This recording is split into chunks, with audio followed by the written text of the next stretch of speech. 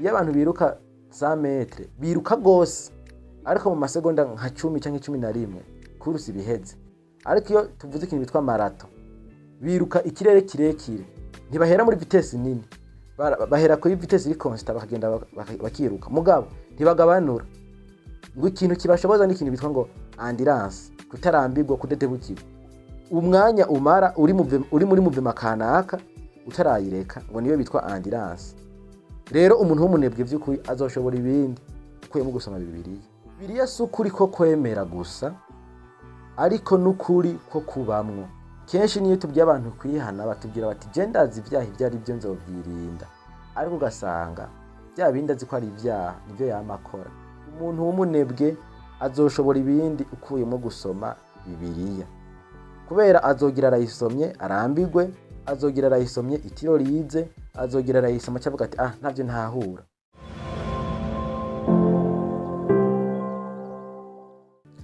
Amahoro neza, imbere ya byose ndabipfurije umwaka mushasha w'ibihumbi 2026.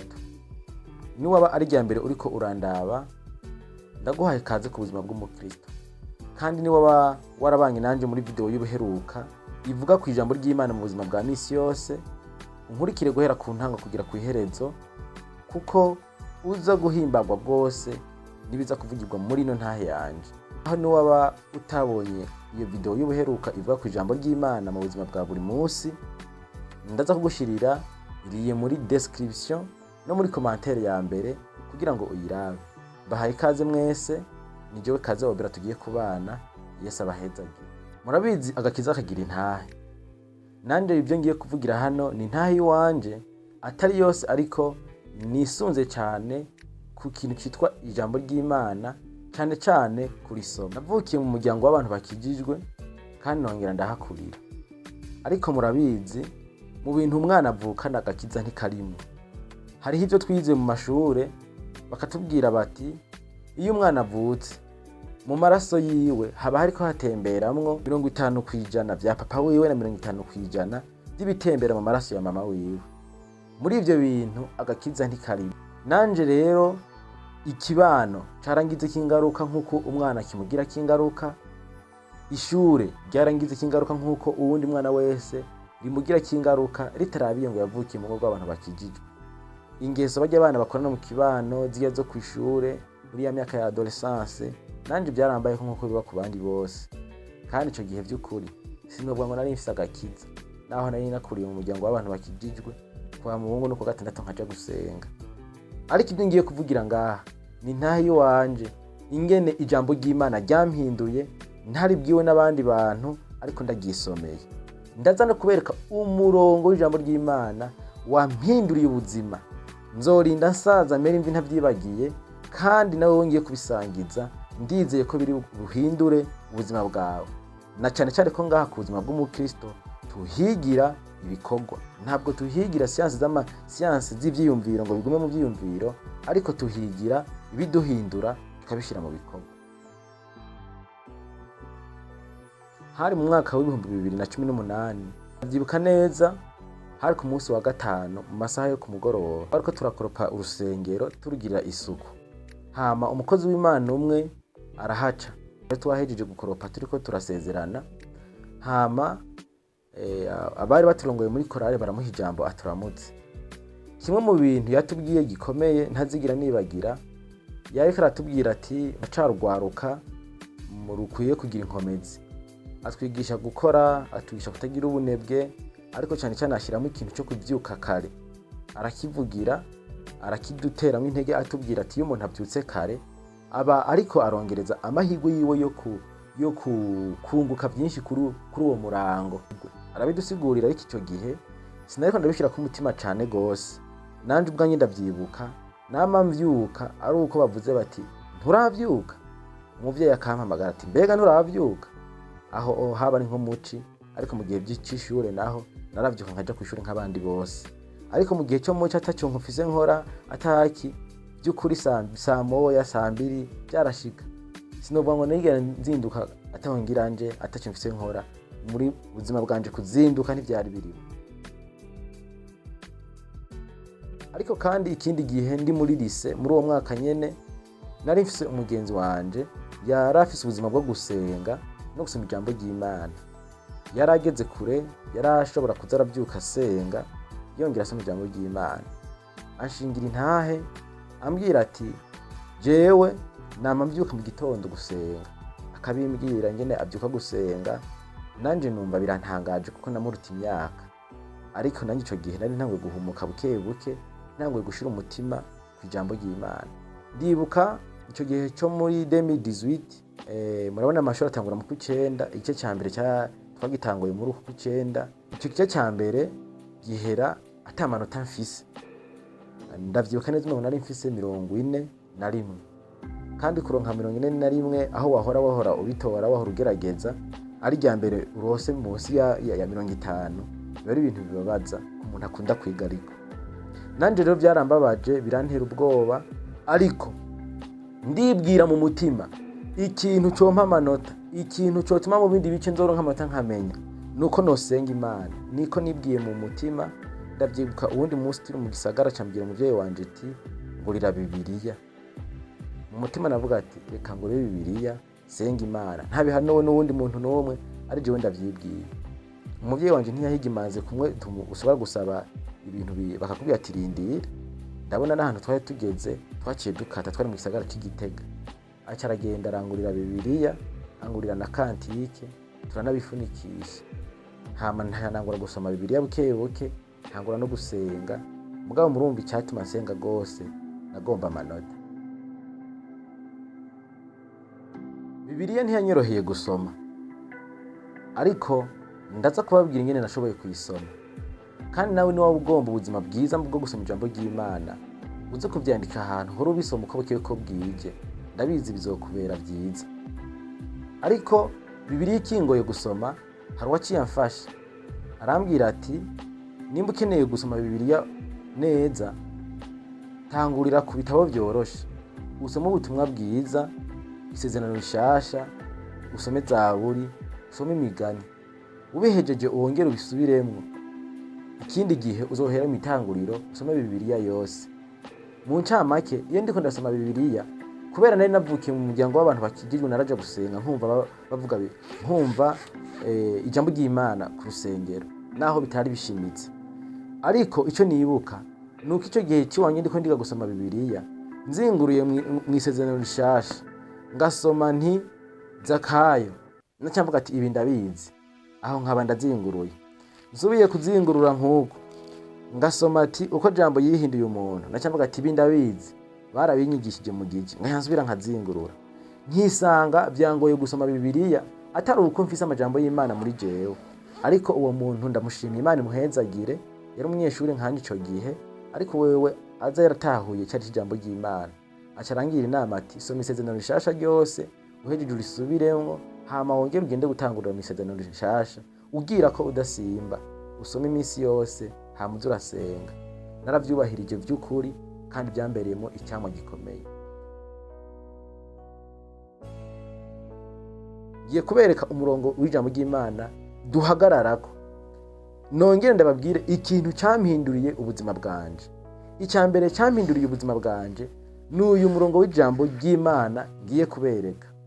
N'umurongo w'ijambo ry'Imana uri ku rupapuro rwa nyuma muri Bibiliya, mu vyahishuriwe Yohana igice cya 22. N'umurongo wa 16 uvuga uti jewe Yesu ntumye umumarayika wanje gushingira intahe mwebwe ivyo kubw'amashengero. Ni jewe munago wo ku gishitsi ca Dawidi, ndi umwuzukuruza wiwe, kandi ndi kinyenyeri gica ibibatsi co mu gaturuturu. Aka kajambo kavuga ngo ndi kinyenyeri gica ibibatsi co mu gaturuturu, karampinduriye ubuzima bwanje gushika uyu munsi. Muti vyagenze gute? Wa mugenzi wanje yanshinga intahe ko yamavyuka gusenga mu gitondo, niwe yambwiye ati iri jambo ry'ikinyenyeri cyo mu gaturuturu nanje nararisomye. Acambwira ati buri uko mpejeje gusenga mu gatondo, naho noba nasengeye mu nzu, cyansohoka nkagenda nkarangamiza hejuru nkaraba ico kinyenyeri, kandi by'ukuri kiba kihari. Ni inyenyeri iba yaka gose gusumba utundi tunyenyeri twose tuba tuboneka. Yavuga ati iyo ndayibonye mba mbonye Yesu.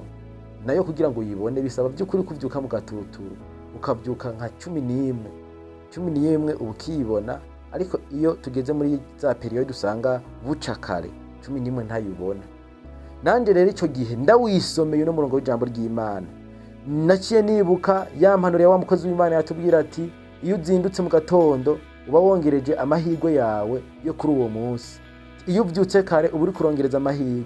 Nibuka uwo mugenzi wanje ambwira ati nama nzinduka gusenga, kandi yari mutoya ndamuruta imyaka, nca ndavuga ati nanje nkwiye gukanguka. Rero bice bifatana nuko nange nari nipfuza gusoma Bibiliya, hama nca ntangura kubishira mu ngiro. Nca ndavuga nti uhereye ubu nanje iki kinyenyeri nzokwama ndakiraba. Mu yindi mvugo, uyu murongo w'ijambo ry'Imana mutahure ko ari we wampinduriye ubuzima, ariko kandi mutahure ko kuvyuka kare kiri mu bintu byampinduriye ubuzima, nkaronka ubugingo bushasha kugeza uyu munsi. Ndi kw'ishuri byaranyorohera, kuko muri lycée bisaba ko mwese muvyuka kare mukaja muri étude mukiga, ariko n'ico gihe naravyuka mw'ijoro ngasenga, kandi mpejeje gusenga nkagenda nkarondera ca kinyenyeri nkakiraba, ari mu masaha 10 z'igitondo, ndakibonye nkagenda nkihengeka gatoya, hama nkavyuka nk'abandi nkaja mw'ishuri. Ariko iyo twaba turi muri vacances twatashe muhira niho byaba bikomeye. Murabona grande vacances bigizwe n'ukwezi, tuva ku ishuri mu matariki ya 23 z'ukwindwi ugasubirayo mu kw'icenda, umva ukwezi kurimwe. Rero ataco fise nkora byari bigoye kuvyuka kare, ariko kubera ryari hangiro nihaye, kandi murumva ko nasenga pour un objectif, basi mfise ihangiro ngomba, mfise n'ikintu ngomba ku Mana, narabishitsa by'ukuri. Narasoma Bibiliya ngenda ntasimba, nguma nsoma, kandi nobabwira yuko ico gihe sinari nzi gusenga vraiment n'iminota 2 ntavyo nashobora, ariko mu vyo nza kubabwira nungutse mu gusoma ijambo ry'Imana no gusenga birimo. Rero ico gihe turi muri vacances narashobora kuvyuka kare, nkavyuka kare ngasenga, mpejeje gusenga nkasoma ijambo ry'Imana, nkagenda mu rugo nkaraba ya nyenyeri nkayibona, nkaza mbona bwakeye, nkaca mvuga ati none subire njyame, kandi mfise ihangiro ryo kuvyuka kare. Naca mvyuka nkaguma nicaye, niho naca mfata nkazingurura Bibiliya ngasoma Bibiliya. Nagira ndababwire, harya ugira ubunebwe ntubura afata ihangiro, ariko wafashe ihangiro ubunebwe buragenda. Nagira ndababwire entre parenthèses, umuntu w'umunebwe ntashobora gusoma Bibiliya. N'ubu nyine uri kuranyumviriza, ni wabuzi yuko mu buzima busanzwe uri umunebwe, mu gupanga ibikorwa byawe uri umunebwe, muri organisation y'ivyo wawe urafise ubunebwe, mu kwiga urabona ubunebwe, mu bikorwa bagutuma urabona ubunebwe. Na Bibiliya by'ukuri ntayo woshobora. Bibiliya isoma umuntu atari umunebwe. Ikigira kabiri, Bibiliya isoma umuntu ari engagé, umuntu aza ari déterminé. Ntushobora kuvuga ati ko numvise intahe nanje ngira ntangore gusoma Bibiliya mpere mu itanguriro nshike mu vyahishuriwe Yohana, uzorambirwa utarashika no muri Zaburi. Ariko nimba uvuga ati jewe ibi bintu by'agakiza ndabihisemwo, bibaye ubuzima bwanje, bibaye ibihimbaro byanje, ukumva ubaye angaje mu mutima, aho tutangura hazo haswe kugwanya ubunebwe, aho uzobishobora.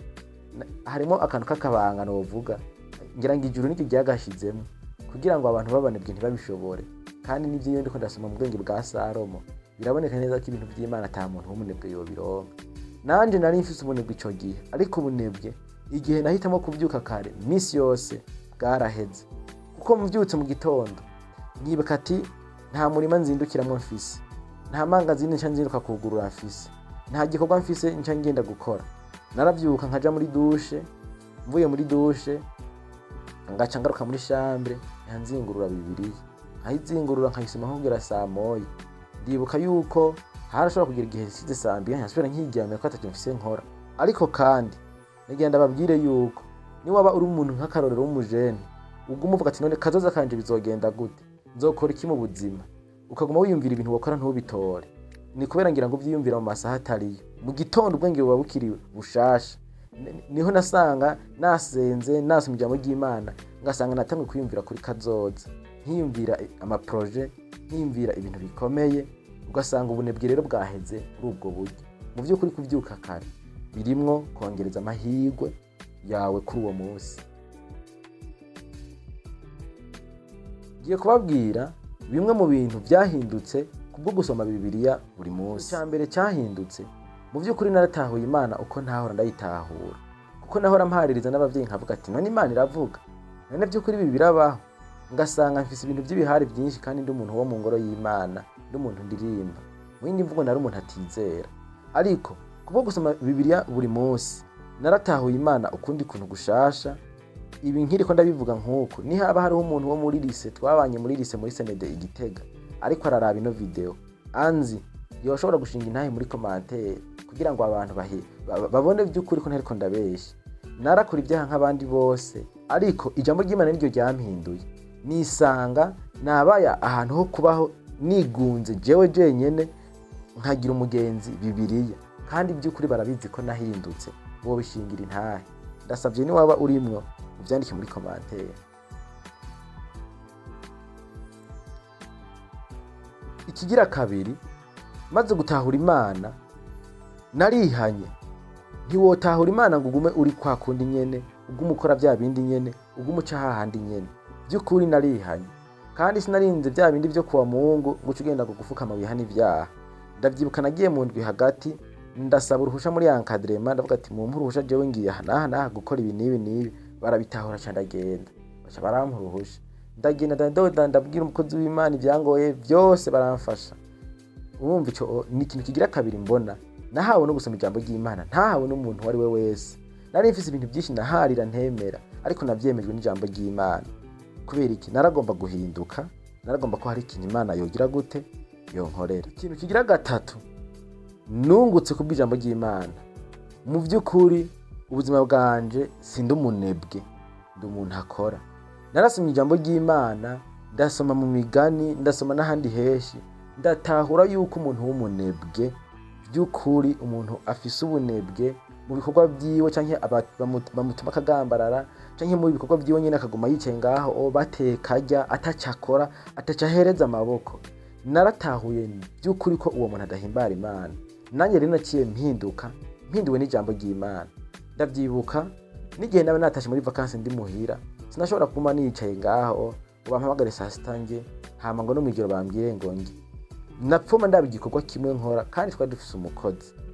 Ngapfuma nkoropa inzu, nkivoro nkakoropa inzu, nkavuga ati nije nteza gukoropa inzu, nkayikoropa, nkamesera abavyeyi, nkamesera abo tuvukana, nkaja kuvoma. N'uyu munsi ndiko ndabivuga nikondi, ino munsi ndahantu kure yo muhira kubera imvo z'ishuri, ariko iyo ntaje muhira nshikira muri ivyo bikorwa naho hoba hari haba bikora, sinshobora kuguma numva ndi aleze, ndumva mbuza amahoro. Nahinduwe n'ijambo ry'Imana, ndabishimira Imana. Naho uwo mpa responsibility mu gikorwa kanaka, jewe sindi umunebwe, ndazi gukora ku murango no mwijoro, ndazi gutama. Ibyo ndabishimira Imana, nabyo ni inyungu igira gatatu nahawe no gusoma ijambo ry'Imana. Ikigira kane rero, ijambo ry'Imana ryarampaye kumenya gusenga. Nababwiye yuko je ntashobora gusenga iminota 2, by'ukuri niko byari biri. Iminota 2 naba mpejije kudondagura ibintu byanje byose, ikitavuzwe no kwisonzesha. Ariko ndashimira Imana kuko abampanuye bambwira bati usome hamucu usenga. Narasoma ngashyansenga, ngasoma ngashyansenga. Ijambo ry'Imana ryaranyigishije gusenga. Ino munsi naho nogira ikibazo cy'wanje, singumana amagorwa, ndashobora gufukama nkakibwira Imana kandi Imana ikagikora.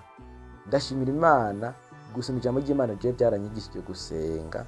Nkiriwe ndazunguruka ku misozi, nkiriwe ndaja mu myonga, nkiriwe ndiruka hariya na hariya, mpitane ngo aba ngo ni tugende hariya ngo tugire ukunuku nuko. Naba bwari ubuzima bw'iwanje na Bibiliya n'Imana yanje. Rero Bibiliya yaranyigishije gusenga, ndabishimira Imana. Iyindi nyungu mbona ko nahawe no gusoma ijambo ry'Imana, na mpwemu yera. Narahawe mpwemu yera. Mu by'ukuri hari abahora bashinga intahe ati Imana yambatirije muri mpwemu yera nisonzesheje iminsi 7 cyangwa iminsi ingahe. Jewe ivyo sivyo no kwirata, naho nasenze mugabo ndabona ko uruhara runini naruhawe no gusoma ijambo ry'Imana. Kuko bwa mbere nababwiye ko nagize ikibazo cyo kubura amanota mu ishuri, nkabona ko nzoyaronka nsenze, mugabo kugira ntangore gusenga nabwiye abavyeyi ati ngurira Bibiliya, kuko nari niyizi yuko ntashobora gusenga n'iminota 5. Mugabo naravuga ati nubwo ntashobora gusenga iminota 5, ndashobora kwicara kuri Bibiliya iminota 30. Narabikoze ubudasiba, narabikoze mu gitondo, narabikoze mu ijoro, nkaguma nsoma Bibiliya, hama numva ndasenze. Ngasoma Bibiliya, ijambo ry'Imana rikankorako, ngasengera ku murongo w'ijambo ry'Imana. Imana yarampaye mpwemu yera. Inindi ntayoza ku rundi ruhande, ariko je nirata Bibiliya ko ariyo nasomye ngahabwa mpwemu yera. Ivyo ndabishimira Imana. Iyindi nyungu ngira mperezeko muri byinshi mbwa ko nahawe no gusoma ijambo ry'Imana, mu by'ukuri jewe gusoma ijambo ry'Imana byaranyigishije kwizera Imana. Natahuye imvugo y'Imana kubwo gusoma Bibiliya. Ntahura ibikorwa by'Imana ikora kubwo gusoma Bibiliya. Mbona ingene Imana ari mwizigirwa kubwo gusoma Bibiliya. Ndumva muri jewe ko nkwiye kwiga kwizera. N'uyu munsi mbayeho niga kubaho ubuzima bwo kwizera Imana. Imana ivuze nkumva yuko ntokwirwa ndaja gusiguza abandi bantu, canke nizeye ijambo ry'Imana nkumva ko ntokuraho ikivuze nico nyene, ico nasomye mu ijambo ry'Imana nkakizera nico nyene. Kubera natahuye yuko Bibiliya ari imvugo y'Imana. Bibiliya ni ubutumwa Imana ifitiye abantu kugira ngo bubahindure, bubakure mu mwijima, bubashikane mu muco. Ubu butumwa rero niga kubwizera uko bukiye ko bwije. N'uyu munsi ndacabandanya kwiga kwizera ndabihawe n'ijambo ry'Imana. Kuko ko nsomye nama mbona ibitangaza Imana ikora, ivyo yasezeranye ikabishitsa, n'ibindi tugenda tubona muri no minsi byavuzwe n'Imana, bikanyereka ko Imana by'ukuri yivuze ishitsa. Rero je nama niga kwizera, kandi okumansema ndabona ko nabihawe n'ijambo ry'Imana.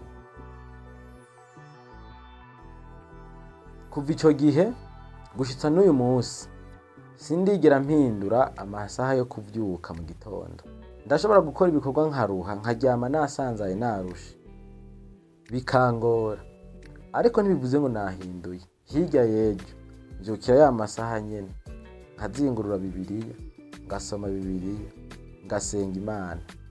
Ndabishimira Imana n'uyu munsi mu gikorwa mpawe gukora. Sinigera nshira imbere ubunebwe, sinigera nshira imbere ibintu by'itiro, nama nshira imbere ijambo ry'Imana, hama ngakora aho inkomezi zanje zigera. Ubuzima bwanje rero bwarahindutse, n'ubuzima bwo kuja mu ijuru bwitwa gakiza. Kuri jewe ntizikiri intambara z'urutavanako. Ijambo ry'Imana ryarinjiye muri jewe. Zaburi ndabona ko Dawidi yavuze ngo ijambo ry'Imana ryangize muzima, nanje ijambo ry'Imana ryarangize muzima. Iri jambo ry'Imana rero kugira ngo rikugirire ikimazi, unyumvirize neza wowe uri kurankurikirana. Kugira ngo rikugirire ikimazi, ikintu cyambere worotena nuko ukwiye kurisoma imisi yose, ukwiye kubigira ubuzima. Iri jambo ry'Imana kurisoma utabigize imibereho ntibikunda. Utegeza kubigira imibereho, ukarigira imibereho, ukarisoma ubudasiba imisi yose ukarisoma. Murabizi muri video y'ubuheruka navuze ati ni waba uri mushasha mu kintu kijanye no gusoma ijambo ry'Imana, ntibikenewe kusoma byinshi kugira ngo ukizwe, kugira ngo utabagwe. Soma bikeya, ivyo bikeya usomye ubitahure, hamugwa n'intambara yo kubishira mu ngiro. Ariko ku muntu aza yatangiye gusoma ijambo ry'Imana, soma ijambo ry'Imana buri musi. Kigira kabiri, ijambo ry'Imana rizokubwirira ikimazi iyo urishira mu ngiro. Iyi Bibiliya by'ukuri irakora, nta kinyoma na kimwe kirimo. Ikintu iyo ufise umurongo w'ijambo ry'Imana ukawizera, ugasenga wizeye, Bibiliya imbwira ngo ibyo umuntu yizeye ntibizohinduka. Kandi Bibiliya ivuga ngo uwizeye Imana ntazokorwa n'isoni. Kandi ahandi havuga ngo abantu bahemuka atanyanduruko nibo bazomaramara, ariko abantu bizigiye Uhoraho ntibazigera bamaramara na rimwe. Rero ikintu niko ndakubwira, kugira ngo bikubere nk'uko ubyizeye, birakwiye ko ijambo ry'Imana urigira ubuzima bwawe. Sinorangiza rero ntabwiye ibintu bikuru maze gutahura byofasha umuntu yipfuza gusoma Bibiliya. Ikintu cya mbere numva woherako, fata engagement canke ingingo. Banza wumve yuko bino bintu by'agakiza utabihatiwemwo na naka. Wumve yuko bino bintu by'agakiza ari iby'iwawe, hama wumve yuko buno butumwa buri hano Yesu yakwandikiye ko ari ubw'iwawe. Ubugire umugenzi. Uhejeje kugira umugenzi Bibiliya, aho bizokoroha kuyisoma. Murabona iyo umuntu afise umugenzi, wiyumviriye ko yagutelefone, uje tora telefone ukaraba. Cyangwa umugenzi wawe ukunda, iyo yagutelefone, woreka kwitaba, uritaba. Naho wowe uri mu bantu, uragenda hamwe abantu ukitaba. rero Bibiliya iyo uyigize umugenzi wafashe engagement ukayigira umugenzi wawe wa mbere mukuru, iraguhamagara mu gitondo ikaguhamagara ukumva ugomba gusoma Bibiliya. Je nca nkozera ko ari wa mugenzi wanje ampamagaye nkunda rwose ari we Yesu, nca ndamwitaba. Aguhamagaye urushe mwitabe umufume mumarana n'iminota ingahe, hama uvuga musengeti urakoze Mana. Nico kintu ca mbere numva nobwira umuntu yifuza gusoma Bibiliya ubudasiyo. Ikigira kabiri, ubunebwe. Nababwiye by'ukuri umuntu w'umunebwe azoshobora ibindi ukuyemo gusoma Bibiliya, kubera azogira arayisomye arambigwe, azogira arayisomye itiro rize, azogira arayisoma cyavuga ati ntavyo ntahura. Ariko uri umuntu ukunda kuba kugwana ukaguma ushishikara uzobishobora. Twarize siporo, abantu ndabizi namwe bo mwarayize ku ishuri wanyu. Narakunze iterome yitwa endurance, barayidusigurira muri siporo nkumva iranyengetereye. N'uyu munsi iryo jambo endurance ntigigera riva mu bwenge bwanje.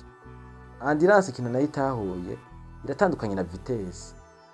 Iyo abantu biruka 100 metre biruka gose, ariko mu masegonda nka 10 cyangwa 11 kuruse biheze bagaca bicara bakaruhuka.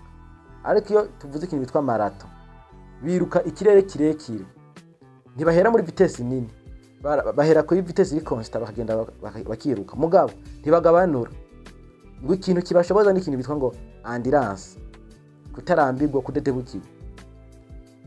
Umwanya umara uri muri muvima kanaka utarayireka ngo niyo bitwa endurance. Rero umuntu w'umunebwe by'ukuri azoshobora ibindi ukuyemo gusoma Bibiliya. N'ubu nyene wowe uri kuranyumviriza wosanga ushobora gusenga isaha, ugasenga amasaha 3, ugasenga ijoro ryose, mugasanga ntushobora kumara iminota 30 kuri Bibiliya. Kiraha akabaza ko ijambo ry'Imana naryo ntirisubirizwa mu kintu bitwa agakiza, ntirisubirizwa ijambo ry'Imana. Ikindi cyo gufasha gusoma ijambo ry'Imana buri munsi, shiraho urutonde rwo gusoma. Ntuvuge ngo buri munsi muzokamuzingurura ngo aho uzinguruye ngo araho nyene. Oyaye by'ukuri, shiraho urutonde. Nimba wifuza gusoma Bibiliya buri munsi, shiraho urutonde rwo gusoma n'igihe cyo gusoma. Nimba ari buri gitondo uzokamuvyuka buri gitondo uzingurure Bibiliya, mufate gwa rutonde wagira ucu uzingurura usome. Nivyo kazocamo muhemu yarakubwiye ati somaha, ariko ubu ufise n'urutonde, kuko ikindi gihe uzoburushe, uzobugwaye, uzoba umerewe nabi, ufise umutwaro kanaka, ntiwumve ijwi ry'Imana ari kubwira ngo soma hariya. Ico gihe gwa rutonde ruzogufasha, bizotuma uwo munsi udasiba gusoma Bibiliya. Ikindi cyo gufasha ni gukunda ijambo ry'Imana, kwemera ko riguhindura. Ico kiri mu bintu gifasha umuntu gusoma Bibiliya. Akarorero, iyo ugiye mu ntambara ukaneshwa, ejo wumvise iyindi ntambara uragira ubwoba. Ariko iyo wanesheje, ejo wumvise iyindi ntambara uvuga ati reka nejo ngende neshe, nshishikare kumenyekana. Rero no gusoma ijambo ry'Imana niko bimeze. Ijambo ry'Imana iyo utarikunda, usomye ibintu udakora, hama ugaza wumva ntiwemeye ko ibyo bintu biguhindura. Ugasoma ati genza uku nuku, ugaza wumva ntiwobikora. Ejo haza ntuzosoma Bibiliya, ntibizokunda. Ariko niwabisoma ukemera ko biguhindura, ukarikunda, biguhinduye bizozana umunezero muri wewe. Imana nayo nyine izogufasha, izokongera inkomezi. Uzosanga wowe gusoma ijambo ry'Imana buri munsi ari ibihimbaro byawe, ari umunezero wawe. Rero ikintu numva cyo gufasha gusoma ijambo ry'Imana buri munsi, emera ko ijambo ry'Imana riguhindura, urikunde. Usomye ivyo utari bwatahura uvuga ati bwa bundi uco uhindukira. Mu ncamake, natahuye ko Bibiliya ari ukuri ko kubamwo, ntabwo ari ukuri ko kwemera gusa. Ndagisubiramo neza, Bibiliya si ukuri ko kwemera gusa, ariko n'ukuri ko kubamwo. Benshi baremera Imana, benshi baremera ijambo ry'Imana ari ryo Bibiliya, ariko ikintu cerekana yuko by'ukuri bataryemera nuko batabibamwo. Kenshi niyo tubwiye abantu kwihana batubwira bati je ndazi ibyaha ibyo ari byo nzovyirinda, ariko ugasanga bya bindi azi ko ari ibyaha nibyo yamakora. Aho ntiwumva yuko biteye ubwoba. nimba uri kuranyumviriza uri mu bantu bameze uko ukwiye guhinduka, kuko nimba uzi ko gehinomu iriho kandi abatihanye ivyaha bazoyijamwo basangire ico gihano na Satani n'abamarayika biwe aribo badayimoni. Nico gituma mvuga nti Bibiliya ni ukuri ko kubamwo, ntabwo ari ukuri ko kwemera gusa ngo bigarukiraho. Ndabashimiye mwebwe mwese mwabanye nanje muri no video mukumva kino gishinga ntahe canje. Yesu abahezagire. Nimba vy'ukuri wumva hari byagufashije muri no video, hari igihe vyofasha n'abagenzi bawe, basangize ubu butumwa bwiza nabo bige kubaho ubuzima bukijije mu buzima bwa misi yose abihawe n'ijambo ry'Imana. Kandi cyagufashije candike muri commentaire kugira ngo mugenzi wawe aza kurorera no video nyuma yawe nawe aze kubona nawe yuko hari cyagufashije. Murakoze, tuzosubira muri video y'ubutaha itubwira uko twoshira mu ngiro ijambo ry'Imana. Yesu abahezagire.